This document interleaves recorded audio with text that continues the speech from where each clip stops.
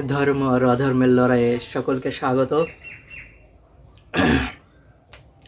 বিগত অনেক দিন ধরে না, অনেক বছর ধরেই এই ধর্ম এবং অধর্মের লড়াই কিন্তু শুরু হয়েছিল, আমরা দেখেছি। এবং আজকে জানব ষষ্ঠ খ্রিস্টপূর্বাব্দ পূর্ব থেকে চতুর্থ খ্রিস্ট পূর্বের সেই ইতিহাস, যেখানে ধর্মের ডামাডোল শুরু হয়ে গেছিল আমাদের ভারতবর্ষের বুকে। পৃথিবী জুড়ে একটা ধর্ম প্রচারের, ধর্ম কেন গুরুত্বপূর্ণ, কি দরকার, এই সম্পর্কিত বিষয় কিন্তু আমাদের খ্রিস্টপূর্ব ৬টি থেকে চতুর্থ খ্রিস্টপূর্বাব্দে শুরু হয়ে গেছিলো। তার মধ্যে বিভিন্ন রকম যে মতাবলম্বী লোক এসছেন, তাদের মত দিয়েছেন, নির্দেশ দিয়েছেন, সেই সমস্ত বিষয় নিয়ে আজকে আলোচনা করব। হ্যাঁ, ইতিহাসে সেই কথায় চলে যাব যেখান থেকে আমাদের ধর্মের বিভিন্ন দৃষ্টিকোণ কিন্তু শুরু হয়ে গেছিলো এবং যেগুলির প্রভাব সমাজের একটি বৃহৎ ক্ষেত্রের উপরে পড়েছিল, সেই জায়গাটির কথাই বলছি।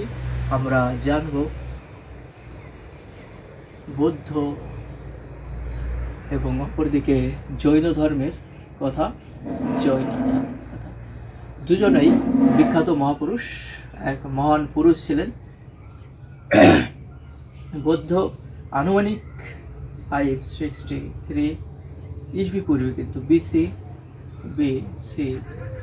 এবং 560 বা 40 বিসি। দুই মহাপুরুষের দুই কীর্তি, সেই সম্পর্কে আমরা জানবো। সকলকে স্বাগত জ্ঞানগঞ্জ চ্যানেলে। আজকে আমরা বৌদ্ধ এবং জৈন ধর্মের বিভিন্ন বিষয়, খুঁটিনাটি বিষয়গুলি জানব। কি হয়েছিল, কেন বুদ্ধকে এক স্ত্রীর নগ্ন শরীর দেখে বিতৃষ্ণা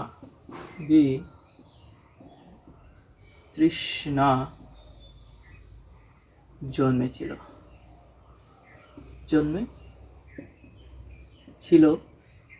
কি হলো তারপরে, সেই ঘটনাও কিন্তু আজকে জানবো। বৌদ্ধ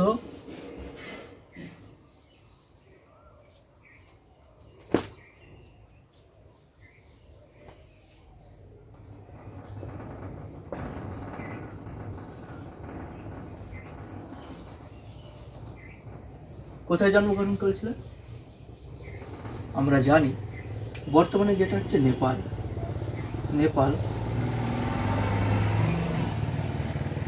নেপালের একটি জায়গা আছে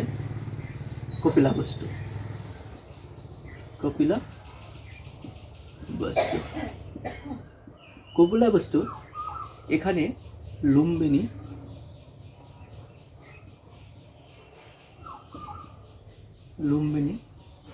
যে স্থানটি, সেই স্থানে এই মহান আত্মার কিন্তু জন্ম হয়েছিল। কে ছিলেন তার বাবা, কে ছিলেন মাতা, কে ছিলেন স্ত্রী, তার জীবন কাহিনী সম্পর্কে আজকে জানব। নেপালের কপিলাবস্তুর হচ্ছে লুম্বিনী জায়গায় জন্মগ্রহণ করেন। ছোটবেলা থেকেই একটু অন্য ধরনের চিন্তা ভাবনার লোক ছিলেন এই বুদ্ধ। সিদ্ধার্থ গৌতম বুদ্ধ ছোটবেলা থেকে অন্য ধরনের ছিলেন। পিতা কে ছিলেন? শুদ্ধোদন।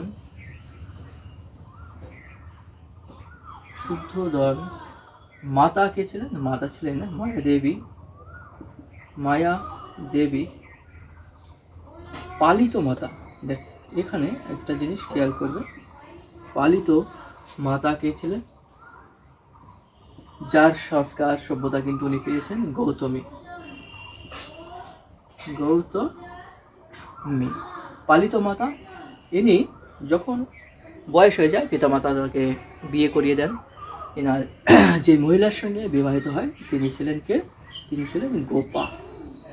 গোপা।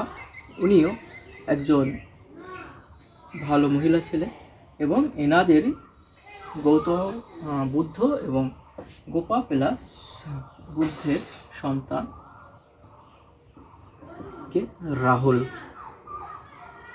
রাহুল নামে ওনাদের কিন্তু এক সন্তানও জন্মগ্রহণ করেন। সংসার জীবন আসলো, বাল্য জীবন কাটিয়ে সংসার জীবনে যখন আসলেন, সংসার জীবনের বিভিন্ন ভালো মন্দ রস কষে থাকে, সেই সমস্ত দিকগুলো নিয়ে বুদ্ধের জীবন কিন্তু চলছিল একরকমভাবে আর কি। সন্তানও হলো। একদিন কি হয়, রাত্রিবেলা নিদ্রা আছেন, নিদ্রা থেকে স্বামী স্ত্রী শুয়ে আছেন। সেই স্বামী স্ত্রী শুয়ে থাকাকালীন হঠাৎ করে রাত্রিবেলা ওনার ঘুম ভেঙে যায়। ঘুম ভেঙে যাওয়ার পরে স্ত্রীর এই নগ্ন শরীর দেখতে পান। নগ্ন শরীর দেখে স্বাভাবিকভাবে যে প্রবৃত্তিটি জাগে পুরুষের, সেটি কিন্তু নয়। উনি অন্য কিছু দেখতে পান। এই যে শরীর দেখা, নগ্ন শরীর, এর ফলে দেখে বিতৃষ্ণা জন্মে যায় যে এই শরীরের মধ্যে কি আছে, কিসের আকর্ষণে লোকে এই সংসারের মধ্যে আবদ্ধ হতে চায়। এইভাবে যখন উনি দেখতে থাকেন, সেই শরীরের প্রতি বিতৃষ্ণা জন্মে যায় এবং তারপরে তিনি সিদ্ধান্ত নেন যে তিনি গৃহত্যাগ করবেন এবং অন্য কিছু করবেন। কি করবেন? যে সমাজের বুকে যেতে যেতে অনেক ইতিহাস আছে, একজন রোগীর সঙ্গে দেখা হয়, বৃদ্ধর সঙ্গে দেখা হয়, মৃতদেহের সঙ্গে দেখা হয়। এই সমস্ত দিকগুলি দেখার পরে ওনার ভিতরে এই যে জীবনের যে বাস্তবতা বিষয়, জীবনটা কী জন্যে আমরা লড়াই ঝগড়াপি করছি, এই সমস্ত দৃষ্টিভঙ্গিগুলো তার ভেতরে কিন্তু বারবার চারা দিতে থাকে সামাজিক দৃষ্টি। তারপরে বুঝতে পারবে হর তোর সংসার কে করবে, এই সংসারের ভিতরে কি আছে, এই যে জীবন, এই জীবন থেকে কিভাবে মুক্তি পাওয়া যায়, কিভাবে মানুষকে ভালো রাখা যায়, কি করলে ভালো থাকবে, সেই চিন্তাভাবনা নিয়েই তিনি সন্ন্যাস নিয়ে নেন, গৃহত্যাগ করেন। তার স্ত্রী, যেটি হয় স্বাভাবিক, যখন জানতে পারেন যে তিনি গৃহত্যাগ করেছেন, আমাদের নিমাই সন্ন্যাসীও দেখেছি আমরা, নিমাই ঘর ছেড়ে দেয়, জানতে পারে না। যখন জানতে পারে তখন সকলে পরিবারের মধ্যে যে দুঃখটা ছায়, সেই একই দুঃখ কিন্তু গোপার জীবনে, গোপার সংসারেও নেমে এসেছিলেন।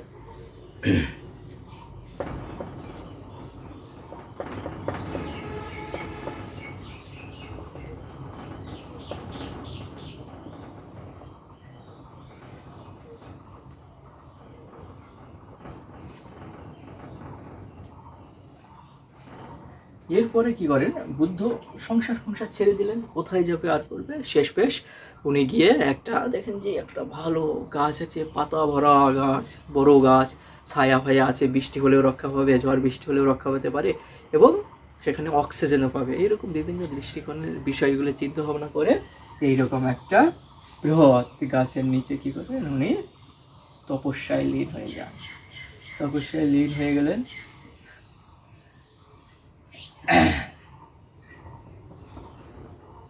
কে লীন হয়ে গেলেন? গাছের নিচে, এরকম গাছের নিচে বুদ্ধ।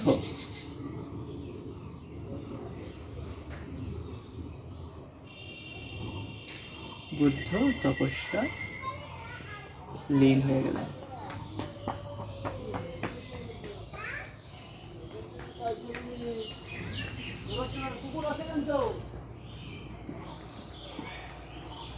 বুদ্ধ তপস্যায় লীন হয়ে গেলেন। এই জায়গাটি কি ছিল?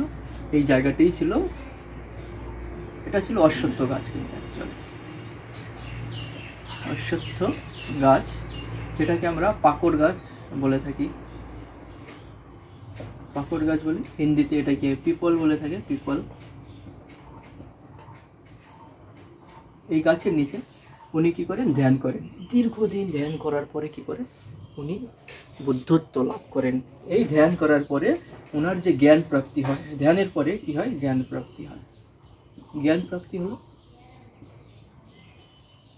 প্রাপ্তি হয় ওনাকে, তাই জ্ঞানী নামেও ডাকা হতো। বোধি বৃক্ষ, এটা কি বৃক্ষ? এটির নাম দেওয়া হয় বোধি বৃক্ষ, তাই ওনার নাম হয়ে যায় বুদ্ধ। আগে কি নাম ছিল? সিদ্ধার্থ, তাই না? সিদ্ধার্থ। তারপরে তথাগত, এরকম অবস্থা সৃষ্টি হয় জ্ঞান জন্মে, তাই তার নাম আবার পড়ে যায় তথাগত।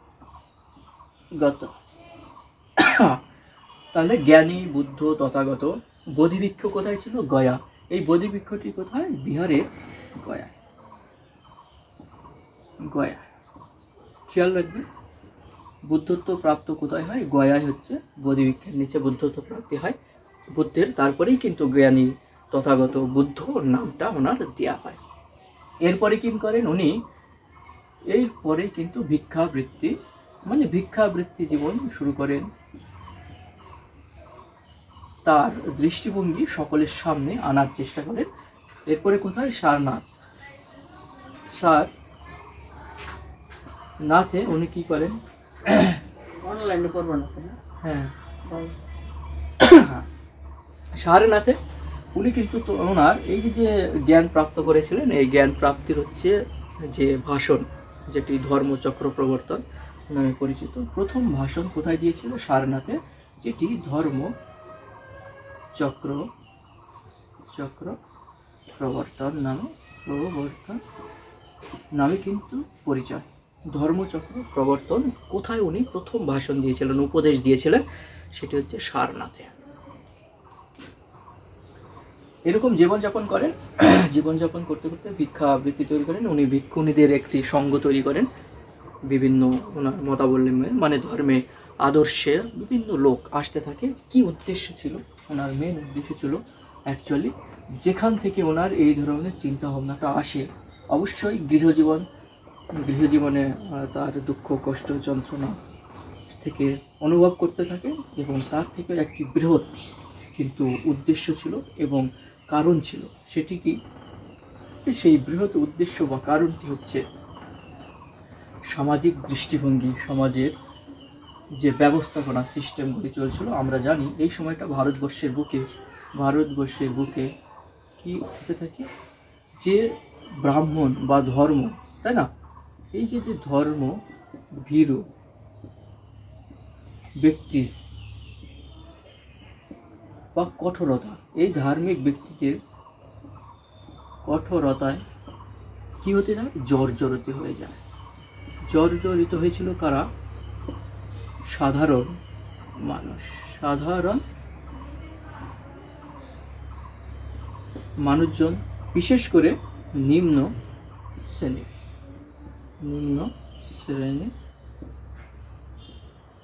ও মহিলা যে শ্রেণীগুলি ছিলেন, আমরা জানি যে আমাদের ভারতবর্ষের একটা সময় আসে খুবই খারাপ ভারতবর্ষের ইতিহাসের বুকে। সেই সময়টাই কিন্তু নিম্ন জাতিদেরকে মানে একদম ঘৃণার চোখে, একদম অবহেলার চোখে দেখা হতো। তাদের উপরে বিভিন্ন রকম অত্যাচার করা হতো। এই অত্যাচার করা হতো, মহিলাদের বিভিন্ন জায়গা থেকে বঞ্চিত রাখা হতো। এই বঞ্চিত জায়গাগুলিকে ঠিক করার জন্য, সমাজ ব্যবস্থাটাকে, সমাজের সকলের অধিকারকে সমান করে দেখার জন্য, যার যার যোগ্যতাকে প্রাধান্য দেওয়ার জন্যে একটি পথ খোঁজার চেষ্টা করেন। তিনি হচ্ছেন বুদ্ধদেব, এবং বিভিন্ন রকম বাধা বিপত্তির মধ্যে দিয়ে উনি যাত্রা শুরু করেন, এবং শেষ পর্যন্ত কিন্তু একটি জায়গায় উনি আসতে পারেন। এর ফলে কি হয়?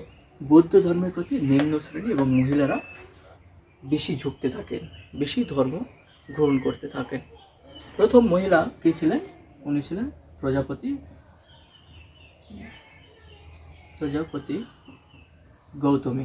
গৌতমী কিন্তু প্রথম বৌদ্ধ ধর্ম গ্রহণ করেন। গৌতমী এবং বুদ্ধ এখানে শেষ জীবনের শেষ যাকে উনি হচ্ছে নিজের ধর্মান্তরিত করেছিলেন, তিনি কে ছিলেন? তিনি ছিলেন সুভদ্র।